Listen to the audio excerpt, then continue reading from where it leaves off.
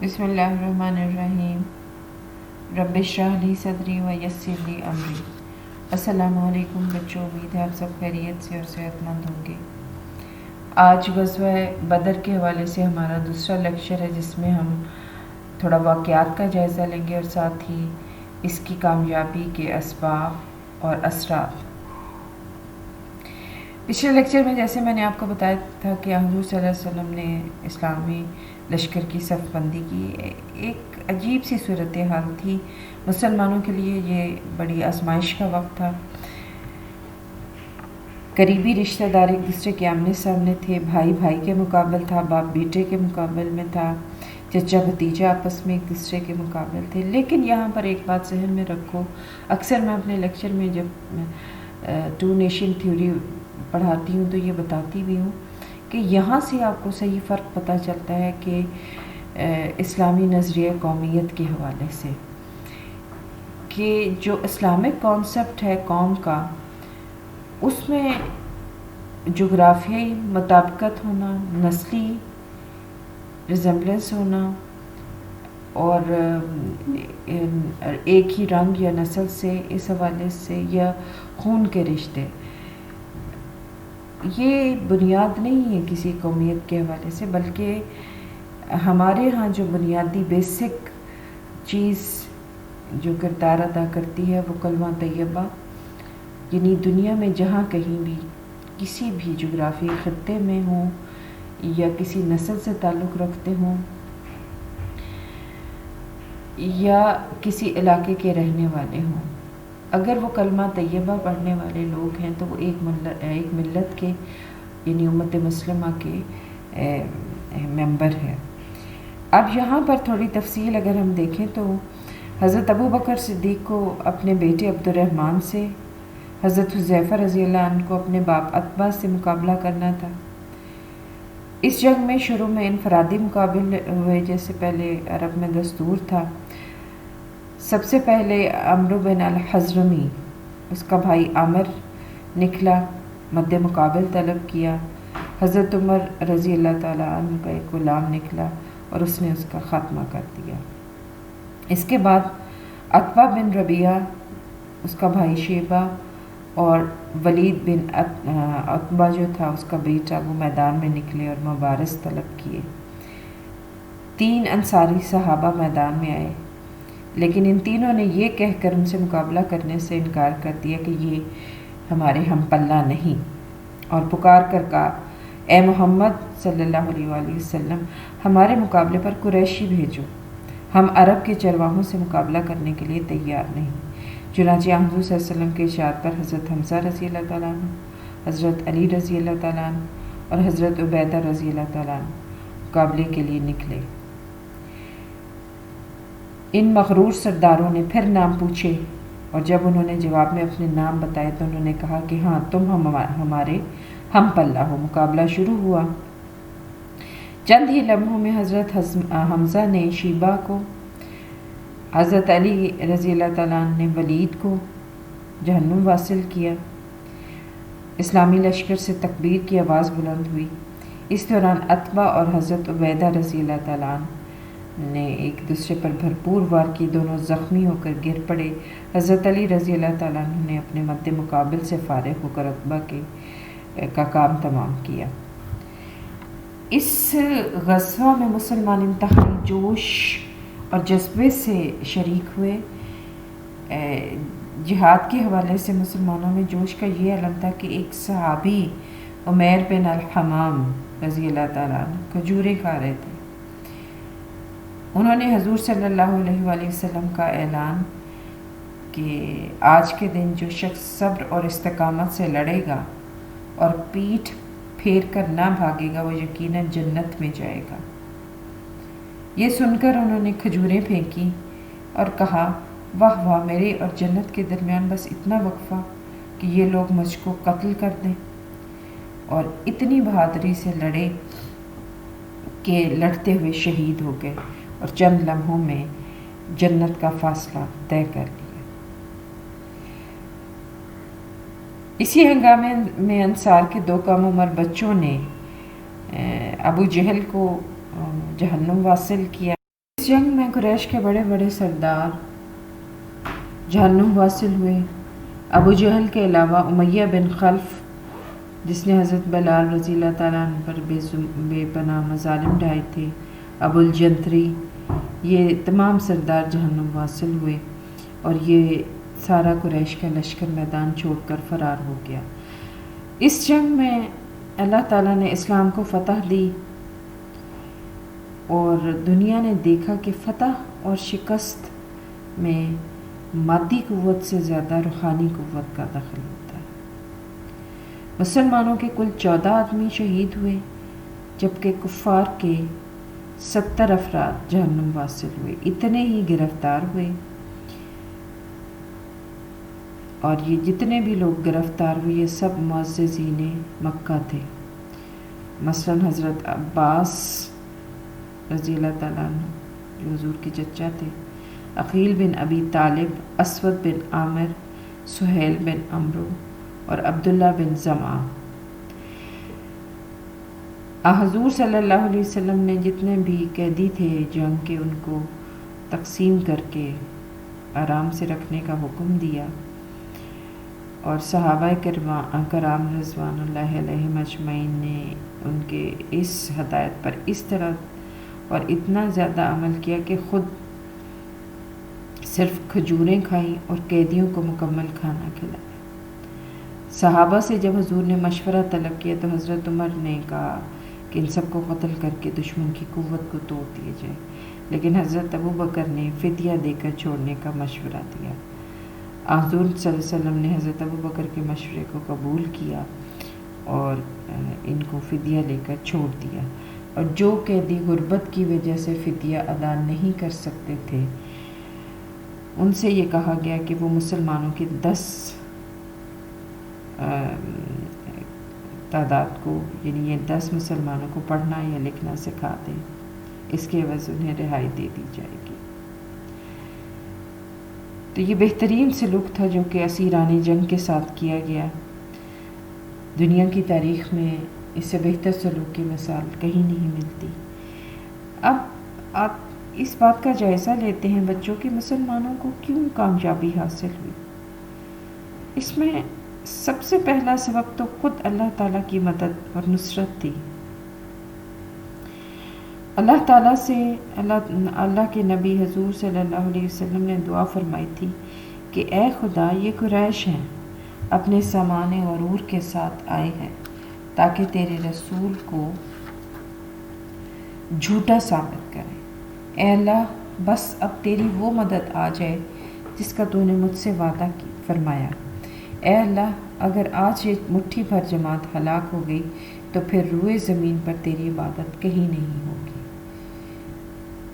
اور پھر سورہ انفال کے مطابق اللہ تعالیٰ نے مسلمانوں کو نہ صرف فتح دی بلکہ 1000 فرشتوں سے امداد بھی فرمائی۔ اس جنگ میں ہم دیکھتے ہیں کہ مسلمانوں میں ذوق شہادت بہت زیادہ تھا، بے جگری سے وہ لوگ لڑے، موت کا کوئی خوف نہیں تھا، تنظیم بہترین تھی۔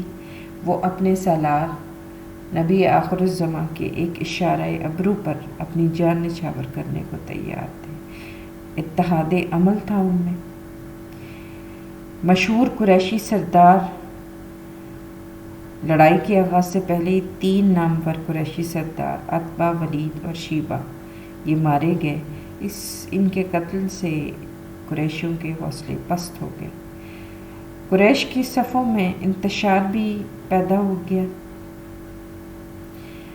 اس کی بنیادی وجہ قبائلی نظام تھا، کیونکہ یہ لوگ اپنے اپنے چھوٹے چھوٹے مقاصد کے لے کر آئے تھے، اور ان میں وہ اعلیٰ درجے کی تنظیم اور اعلیٰ درجے کا مقصد مفقود تھا جو کہ مسلمانوں کے لشکر میں پایا جاتا تھا۔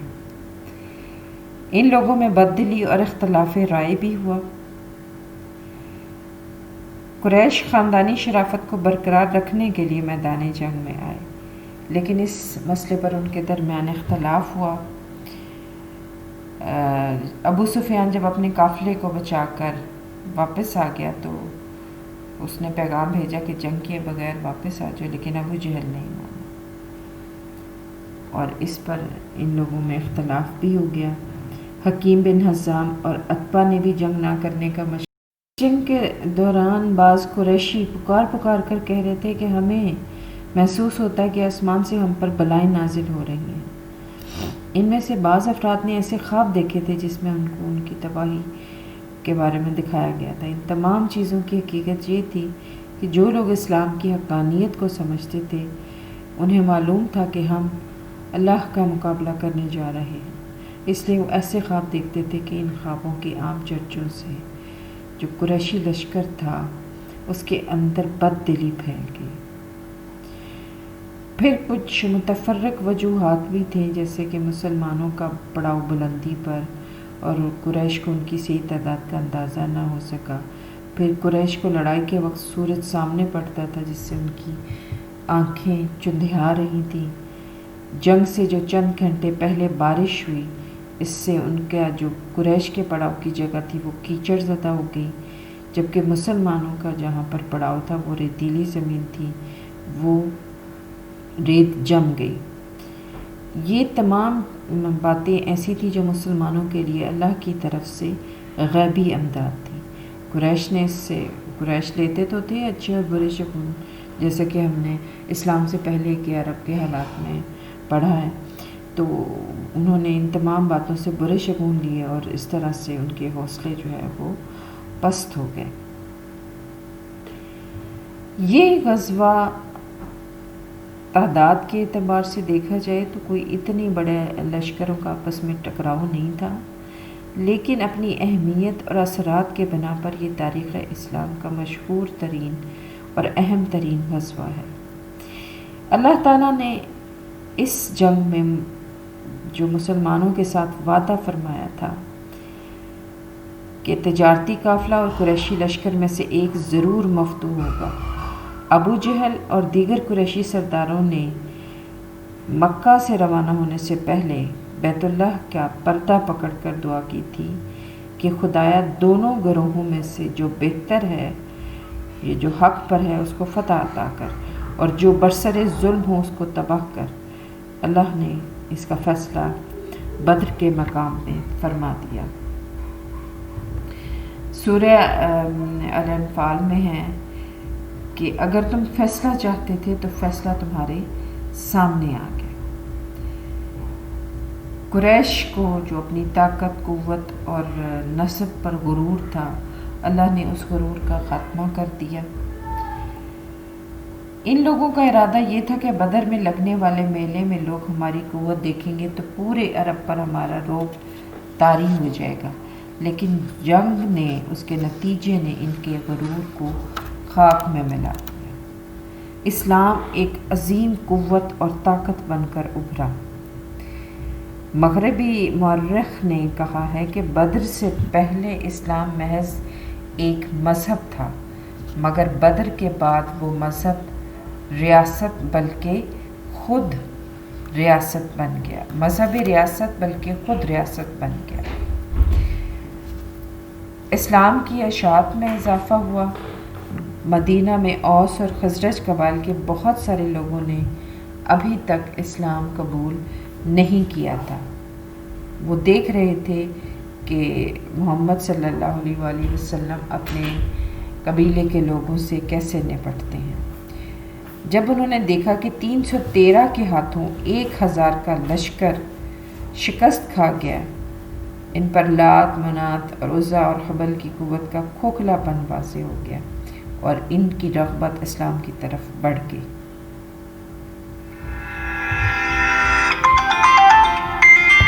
اس غزوہ کے نتیجے کے طور پر بہت سارے ایسے لوگوں نے بھی اسلام قبول کر لیا جن کے دلوں میں ابھی اسلام نے گھر نہیں کیا تھا۔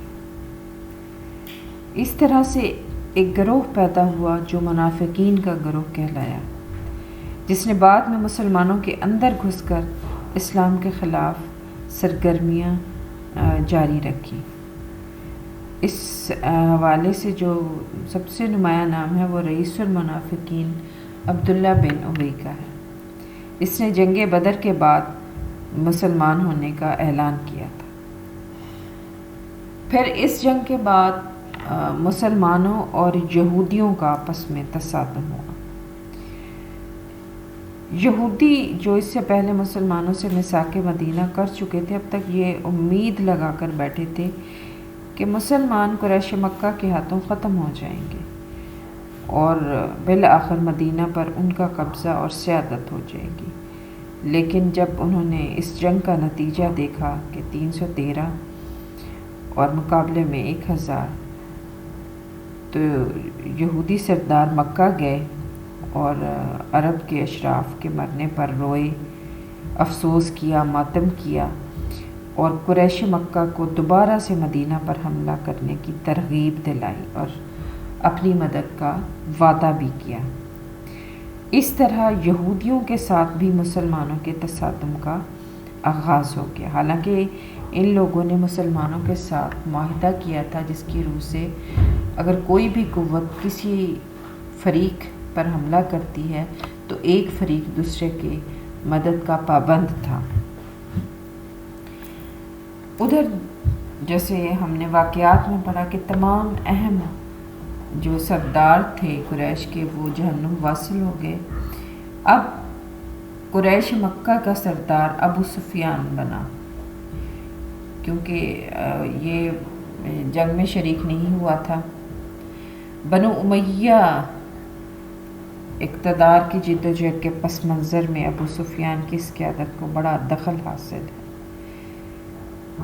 مکہ پہنچ کر ابو سفیان نے انتقامی جذبات کو بھڑکایا، مدینہ پر دوبارہ حملے کے منصوبے بنانے شروع کر دیے اور اس کے بعد جتنی بھی عالم اسلام کے خلاف قریش مکہ کی جنگیں ہوئیں، اس میں سب کے جنگوں کی قیادت جو ہے وہ ابو سفیان نے ہی کی۔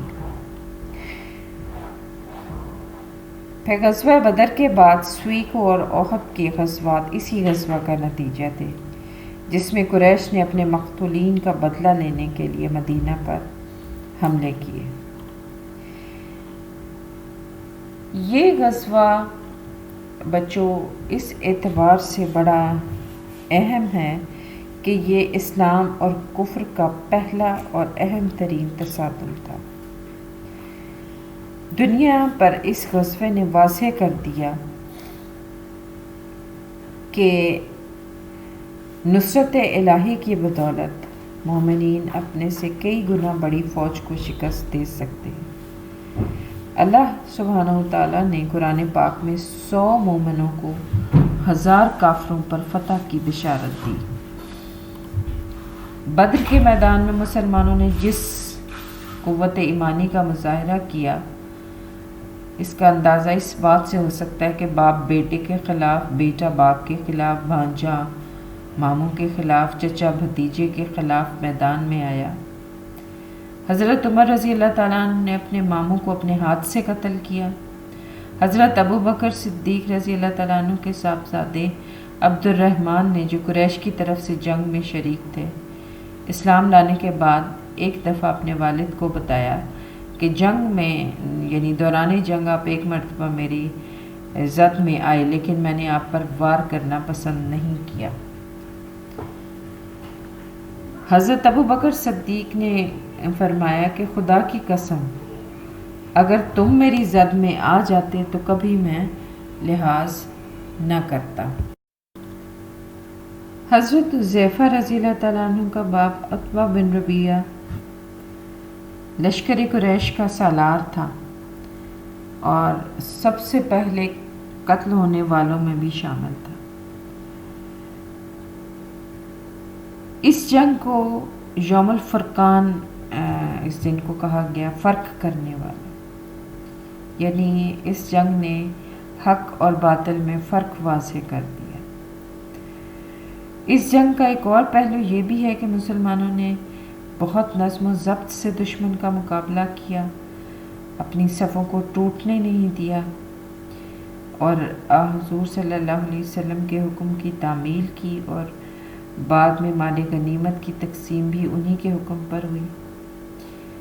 اور مال غنیمت کی تقسیم کے حوالے سے جس قدر دیانتدارانہ یہ تقسیم ہوئی، اس کی مثال بڑی کم ملتی ہے۔ مسلمانوں کا جو تقوی اور اطاعت رسول صلی اللہ علیہ وسلم کی وجہ سے اللہ نے ان کو برتری عطا کی، کفار کے حوصلے پست ہو گئے اور اللہ پر مسلمانوں کا توکل اور بڑھ گیا۔ ابو سفیان کو بدر کی شکست کی اطلاع ہوئی تو اس نے قسم کھائی تھی کہ جب تک وہ بدر کا انتقام نہیں لے لے گا اس وقت تک نہ سر میں تیل ڈالے گا۔ چنانچہ وہ 200 سوار لے کر خفیہ طور پر مدینہ پہنچا اور ایک یہودی سردار سلام بن مشکم نے اس کی دعوت کی اور مدینہ کے حالات سے باخبر کیا۔ تاہم اس کو ابو سفیان کو مسلمانوں پر حملہ کرنے کی ہمت تو نہ ہوئی۔ آخری شب میں وہ سلام بن مشکم کے گھر سے نکلا اور مسلمانوں کو ایک نخلستان کو برباد کرتا ہوا اور ایک انصاری مسلمان کو شہید کرتا ہوا مکہ لوٹ گیا۔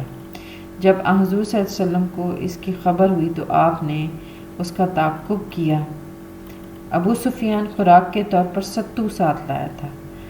واپسی پر جلدی میں وہ ستوؤں کی تھیلیاں گراتا چلا گیا اور مسلمان جو اس کا تعاقب کر رہے تھے وہ اس کو اٹھاتے جاتے۔ اس واقعے کی وجہ سے اس کو غزوہ سویق یعنی ستوؤں کی لڑائی کہا جاتا ہے۔ یہ آپ کا شارٹ کویسچن بھی آ سکتا ہے اور یہ بنیادی طور پر ہمارا پورا ٹاپک غزوہ بدر کے حوالے سے ختم ہوا۔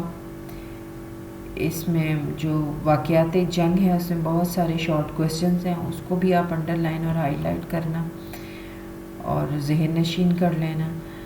اور اس میں بنیادی طور پر جو شارٹ کویسچن بنیں گے وہ مسلمانوں کی تعداد، کفار کی تعداد، سامان رسد کتنا مسلمانوں کے پاس تھا، کفار کے پاس کتنا تھا، کتنے مسلمان اس جنگ میں شہادت کے منصب پر فائز ہوئے اور کتنے کافر یا مشرک جہنم واصل ہوئے۔ اسی طرح سے پھر کتنے لوگوں کو اسیر کیا گیا یعنی قیدی بنایا گیا، پھر قیدیوں کے ساتھ کیا سلوک کیا گیا، اور منافقین کا سردار کس کو کہا جاتا ہے اور یہ اس گروہ نے کب جنم لیا، ابو سفیان کو کب مکہ کی سرداری ملی، غزوہ سویق کے بارے میں کہ وہ کب ہوا اور اس کو یہ کیوں کہا، یہ نام کیوں دیا جاتا ہے، پھر قرآن پاک کی کس صورت میں اس غزوہ کے بارے میں فرشتوں کی امداد کا تذکرہ ہے۔ یہ اور اس طرح کے دیگر بہت سارے کویسچن جو ہے وہ آپ پورے اسٹڈی کریں گے ٹاپک تو آپ کے نکلتے آئیں گے۔ آپ کوشش یہ کریں کہ آپ واقعات میں اور اسباب اور نتائج میں جو اہم پوائنٹس ہیں اس کو انڈر لائن کر لو، اور یہ پھر میں کسی دن آپ کا ٹیسٹ بھی اس کا سبجیکٹو اور آبجیکٹو دونوں کا لے لوں گی۔ اگر آپ کو اس لیکچر کے حوالے سے کوئی مشکل یا کوئی بات سمجھ میں نہیں آئی تو آپ واٹس ایپ گروپ میں مجھ سے میسج کر کے پوچھ سکتے ہیں۔ ٹھیک ہے، اللہ حافظ، اپنا خیال رکھنا بچوں۔